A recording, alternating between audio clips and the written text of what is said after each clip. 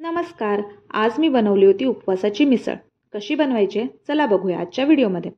सगळ्यात आधी आपण कट तयार करूया. कढईमध्ये तेल घेऊया. त्यामध्ये घालायचा आहे कढीपत्ता आणि लाल तिखट. मसाला चांगला परतल्यानंतर त्याच्यामध्ये आपण ॲड करणार आहोत दाण्याचा कूट. दाण्याचा कूट तेलामध्ये चांगला परतून घ्यायचा आहे. परतल्यानंतर जेव्हा दाण्याच्या कुटाला तेल सुटेल तेव्हा आपण त्याच्यामध्ये ॲड करणार आहोत पाणी.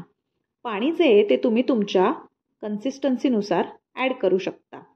मग त्याच्यामध्ये आपण घालणार आहोत चवीनुसार मीठ आणि थोडीशी साखर आणि त्याला एक चांगली उकळी येऊ द्यायची आहे. छान अशी उकळी आलेली आहे आणि इथे आपला मिसळीचा कट तयार आहे. आता बनवूया मिसळीसाठी लागणारी बटाट्याची भाजी. कढईमध्ये तूप घ्यायचं आहे. तुम्ही तेलही घेऊ शकता. त्यानंतर त्याच्यामध्ये ॲड करायचे आहे जिरं आणि कढीपत्ता. हे चांगलं तडतडल्यावर आपण त्याच्यामध्ये घालणार आहोत ठेचलेली मिरची. मिरची चांगली तेलात परतून घ्यायची आहे. त्याच्यानंतर इकडे मी उकडून स्मॅश केलेला बटाटा घातला आहे. बटाटा तेलामध्ये किंवा तुपामध्ये परतल्यानंतर त्याच्यामध्ये आपण ॲड करणार आहोत चवीनुसार मीठ आणि दाण्याचा कूट.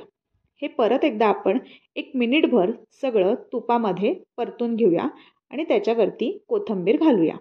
आपली भाजीसुद्धा तयार आहे. आता आपण मिसळीची प्लेटिंग करूया. एका प्लेटमध्ये आधी आपण बनवलेली बटाट्याची भाजी घेऊया.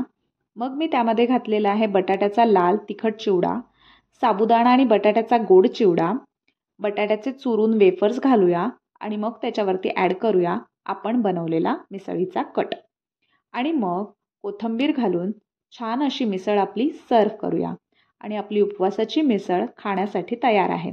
तुम्ही सुद्धा नक्की ट्राय करून बघा आणि मला कमेंटमध्ये नक्की सांगा की तुमची मिसळ कशी झाली होती. चला बाय, भेटूया नवीन व्हिडिओमध्ये.